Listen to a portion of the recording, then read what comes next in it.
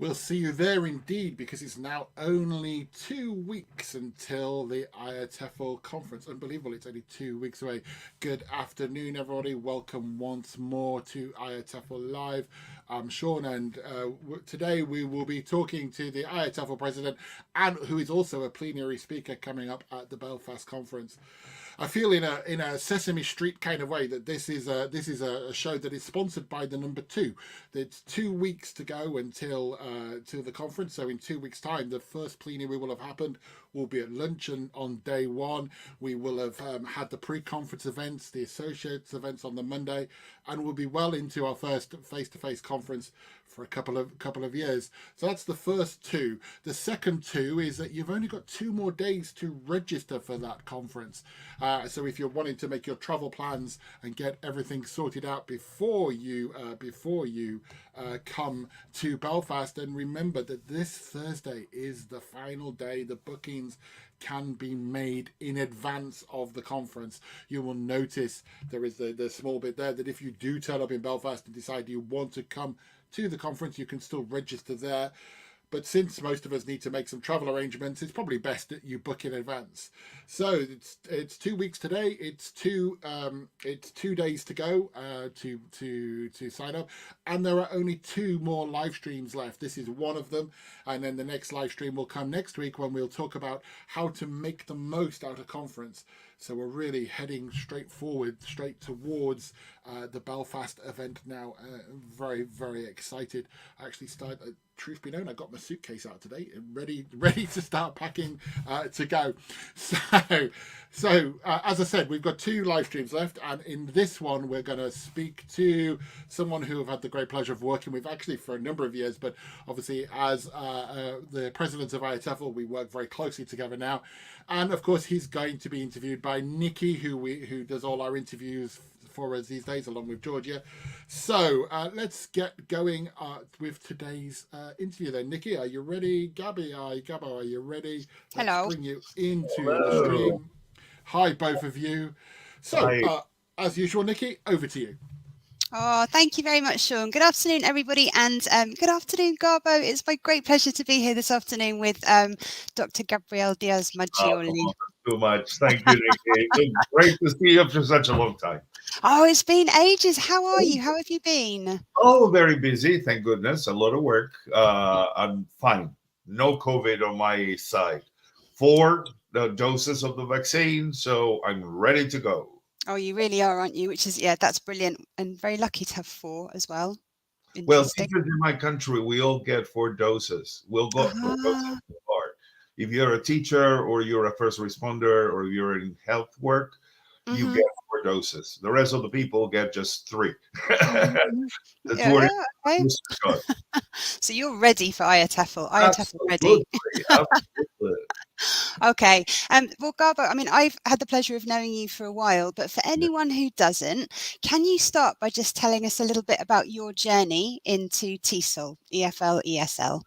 Wow, it's been a long journey. This is my 39th year in the profession. Congratulations. 39 years. Wow. I started very young. I have to say, I started very, very young.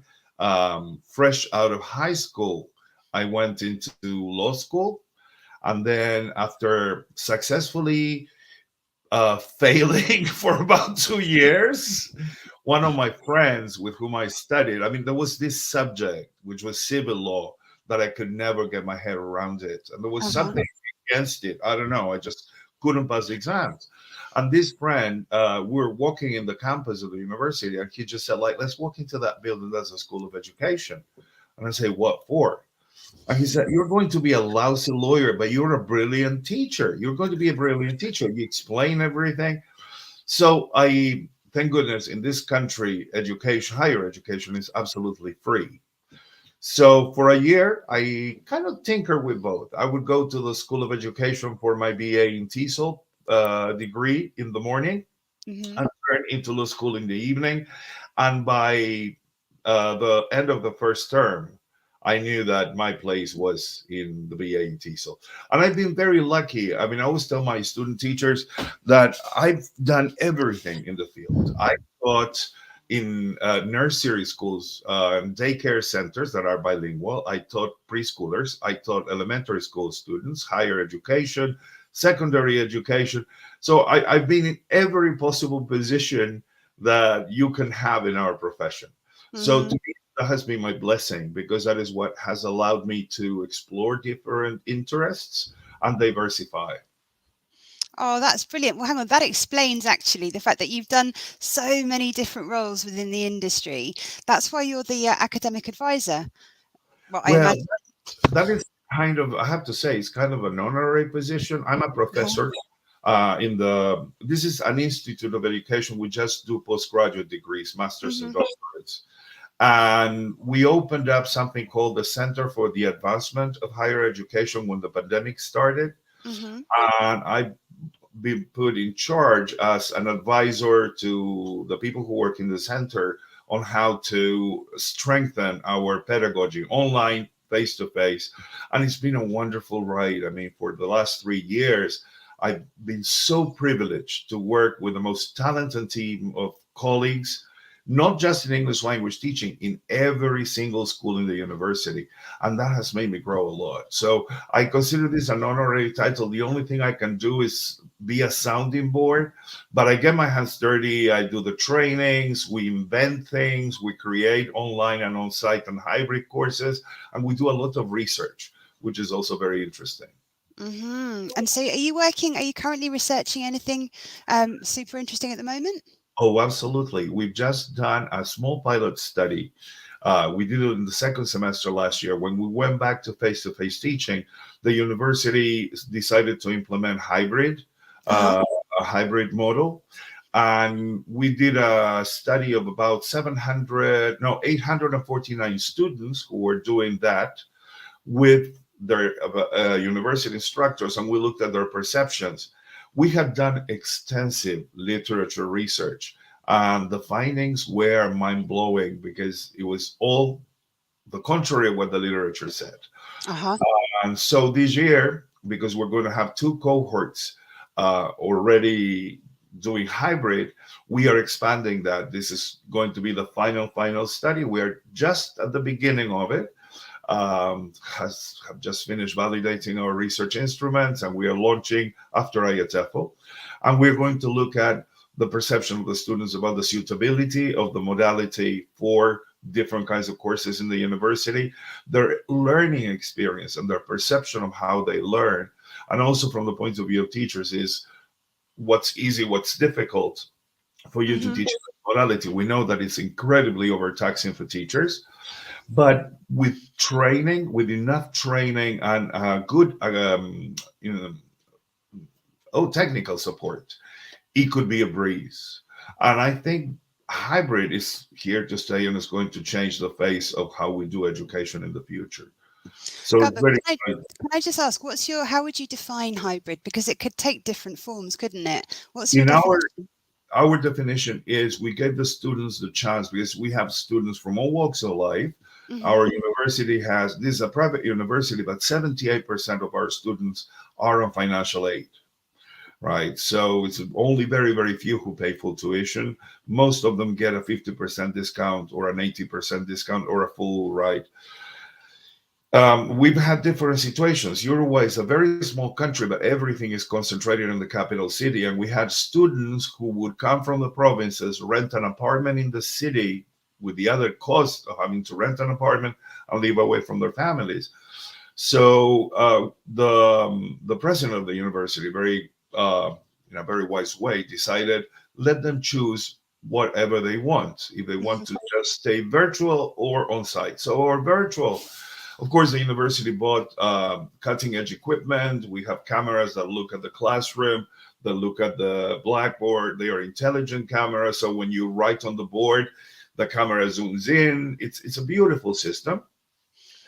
And hybrid is in the sense that some of the students are distance learning students. They are in their own provinces, and some of the others are in the classroom with us.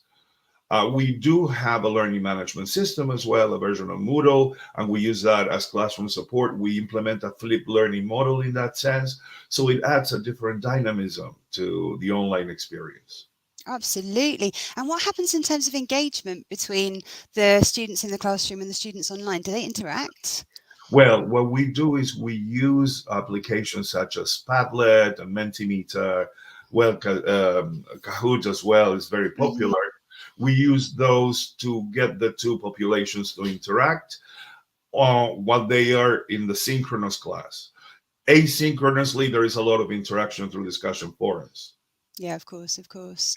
Wow, I mean, it's a very, what's the word? Kind of, it's an area that's going to get more and more prominence, I think, and especially when people don't want to be travelling into institutions like universities if they're too far out. Oh, okay, so that's very exciting. Stay Um, tuned for the results coming in September. Brilliant. Okay, we should keep our eyes peeled for that. And Garba, you've got so many hats as you have had roles in the industry. You're also, as Sean said at the beginning, the president of IATEFL. I mean, I can't imagine what responsibility that actually brings. But I wanted to ask: have there been any real highlights in that position? And if so, could you tell us some of them? The first thing is I got to work, and I just always say I've had a life of privilege. I've been very lucky to be able to work with brilliant minds and amazing colleagues who nurture you, mentor you, Mm. and honestly, working with John Burton, Louise, and all the staff in central office and head office has been a blessing. Um, I actually decided to run for IATEFL president because of peer pressure, just like when you were a teenager, right?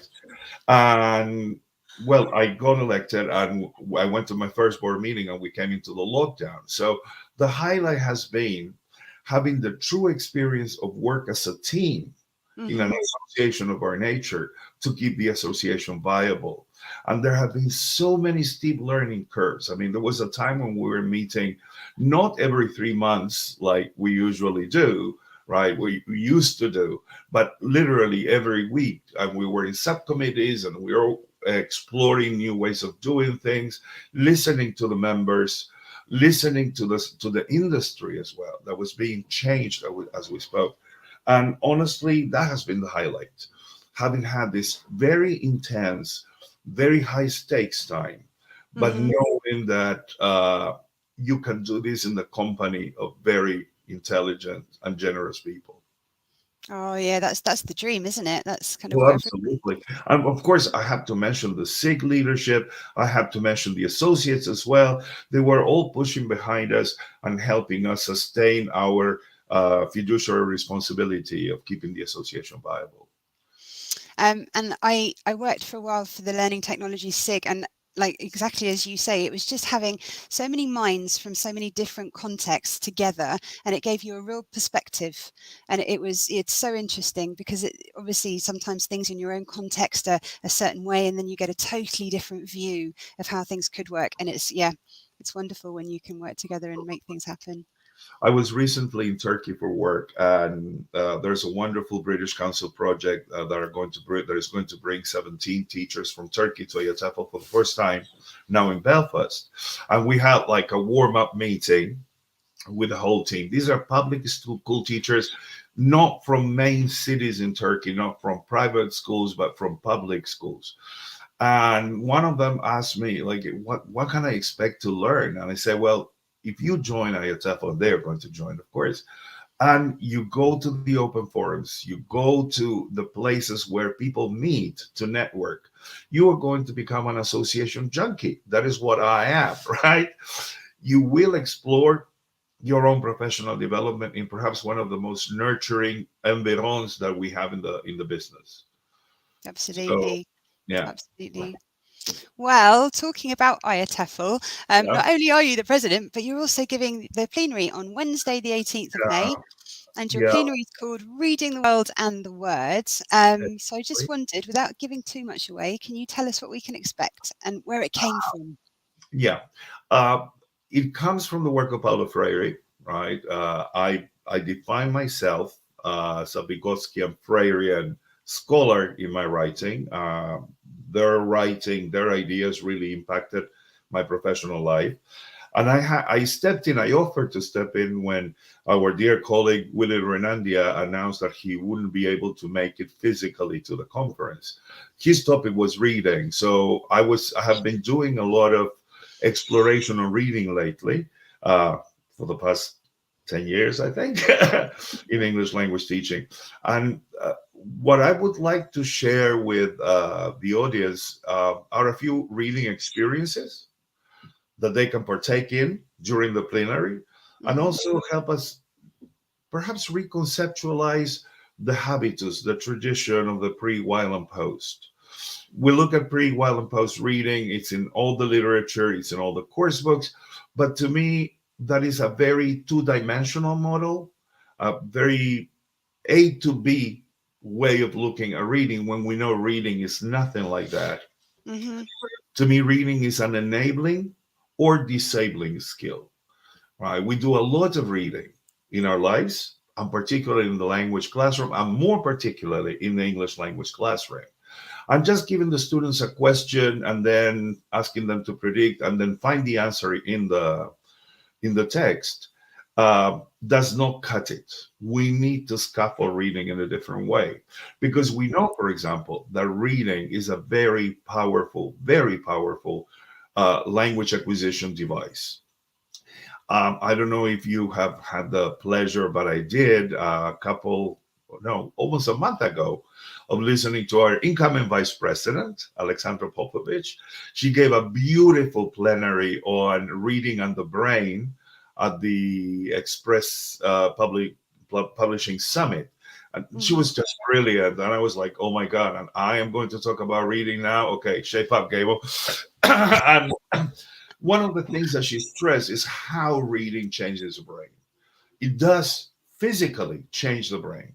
And another thing is that when we do reading for pleasure, extensive reading, we know that is one of the most powerful language acquisition techniques that we can use. Yet we don't do it enough in the classroom because we don't have time. We're tied by a syllabus or the course book. But one thing is, people can read in the free time, but they can do it if they know how to do it, if they know how to read. So that is where my thinking lies, and where we are going to explore things together by practical means. And hopefully we will come at the end of the talk, we will come to a sort of initial agreement that we are going to make reading not a two-dimensional process, but a three-dimensional process. And I will leave it at that. Okay. That's really good. You're dangling that carrot on the stick there. It's lovely. Well, I mean, that is really interesting, because I've always advocated the two-dimensional approach. So I'm looking forward to seeing what you've got to say. But also, I was kind of thinking, especially based on the students that I work with who are early 20s at the university, they read because they have to read. It's part of their studying. But when it comes to actually accessing information, or just fantasy or anything like that, they much prefer things like Instagram, things like pictures, and instant information. So I'm just kind of, how do you see the future here in terms of, well, course books, and also the way that students are going to learn? Is reading still going to be a thing? I think so. And I think that what we all assume is that the students don't read enough. It's a big myth. Students do a lot of reading. But when I say a lot, it's a lot. Just maybe not long prose texts. Most students will read poetry online. I teach also 20-somethings, and I discovered that they are inspired by thoughts written in poetry, and they are looking at the internet to find other things that connect them to their inner world. They also do a lot of reading when they are using social media, right? And their reading skills develop much faster on social media because they are exposed to a lot of mistakes. They read very quickly, and then they put the foot in it, and they respond, and they get a response saying, why are you saying that? So I feel the whole area of reading is changing, but more importantly, the vehicle for reading is changing. If you look at books, particularly academic books, 15 years ago, the images were an illustration of the text. Starting with the interactive kind of books, the whole philosophy has changed, and the image is a text in itself to be taken together with a written text. And there are also multimodal strategies like the links that students get. So reading has changed, but the pedagogy hasn't. We have to Mhm. go with the times. Yeah, absolutely. Oh, well, yeah, that sounds fabulous. So I'm looking forward to that. That's going to be really interesting. Okay, well, Gabor, I have one last question, which is super important. And Sean mentioned the number 2, so I'm going to ask it to you in the second conditional. If Okay. you were a breed of dog, what breed would you be? Okay. I would be a street dog. Oh, tell me more. Yeah. No breed in particular. Um, actually, yeah. Because the thing is, I'm an odd case. I mean, when I was young, I was very, very poor, and I had all the conditions not to succeed in the academic world. And it's just like a stray dog, you know, they are dumped sometimes in a dumpster, but somehow it's a community that nurtures them. And I was telling Nikki before when we are doing the pre-chat that I'm getting a rescue in 2 weeks, and it's going to be my first dog in a new house. And I just can't wait for her to be here with us. And I think this is what characterizes me as a stray dog. I was the beneficiary of so much love and so much tender loving care from strangers, from people who just were selflessly improving my life without me actually knowing it, that I don't go for breeds. It's just that feeling that you can belong anywhere. Oh, that's absolutely lovely. Yeah, fair enough. And how old is your new doggy? Is she? She's about a year and a half. She was from what they told us in the shelter, she was a little bit abused by the previous owners and she suffered a lot of neglect.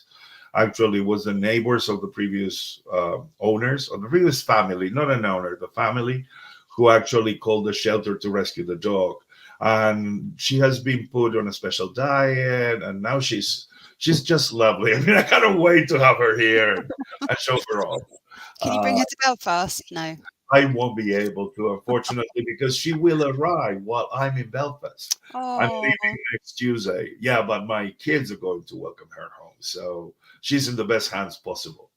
oh. So maybe if she comes before Wednesday morning, you can have a photograph sent and use it in your plenary. Yeah. Absolutely.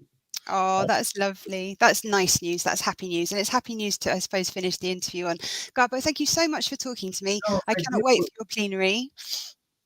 We'll Um, see. We'll see. But thank you, IATEFL, for giving me the chance to just talk a little bit about all these things. And dogs. it's and dogs. Yeah, Oh, love a good dog story. Yeah. So thank you very much. I can't believe we're actually going to see each other again in a couple of weeks. It's going to be very exciting, and your plenary sounds amazing. So thank you very much for telling us a little bit about that. Thank you very much to Nikki for doing this for you. I'll drop you out of the stream now. And of course, if you actually want to talk to Gabo, then he'll be in Belfast in 2 weeks' time, and you can find him and find out more about all those things he's done. If he has a photo of his dog, he can share it with you. But I'm sure he'll be pleased to welcome you all and meet you all in Belfast. As I say, it's only 2 weeks away now. If I remember rightly, Gabo's plenary is on the Wednesday morning. If you want to know what's in the program, if you haven't studied it yet, I must admit I've given it quite a bit of study now. There are so many talks to look through. If you go to conference.iatefl.org, you'll be able to see the program and download the program there for the forthcoming conference. And I do recommend, next week we're going to do a live stream about preparing for conference, but I would suggest that if you are coming to conference, or even if you're still thinking about it, you download that program now and start to work through it, because I think it's about 106 pages of talks that you need to go through and look, because if you've never been to an IATEFL conference, the one thing I can tell you about, it's big. There are lots of talks. There are lots of things to go through. And I do recommend that you download the program now and start to make your way through and look at all the delights and all the different varieties of talks and topics that will be coming up. And this will be the last time you hear me say it, because next week when we meet, the deadline will have gone. You have 2 days left to register for this year's IATEFL conference. We begin on the 17th, 2 weeks today. We will be in Belfast. Well, actually, we'll be in Belfast slightly before that, because I'm sure if you're coming to conference, you are going to join the pre-conference events on the Monday, on the 16th, or the Associates Day for some of you there. And of course, the conference itself has its official opening on the evening of the 16th. So you'll be able to see that there. So go to the IATEFL website. I do recommend you do it sooner rather than later. I say that from experience, because what happens is on Thursday the 5th of May, or whatever the deadline day is, everybody jumps onto the website for the last minute registration, and you'll get into a queue and you'll get delays. So go to the website today or tomorrow and register before that deadline comes up. And that's the last time I'll say it. Next week, when we join together, I think we're meeting next Monday for the next IATEFL Live. We'll be here to tell you how to prepare for conference, how to make the most out of joining conference. We'll have some guests joining us to give their advice about what to do, how to prepare, what to bring with you. So until then, thank you very much for joining us today. I hope you enjoyed what Gabriel had to say, and are looking forward to his plenary, which is 2 weeks and 1 day away. Until then, until next time, see you. Bye bye for now.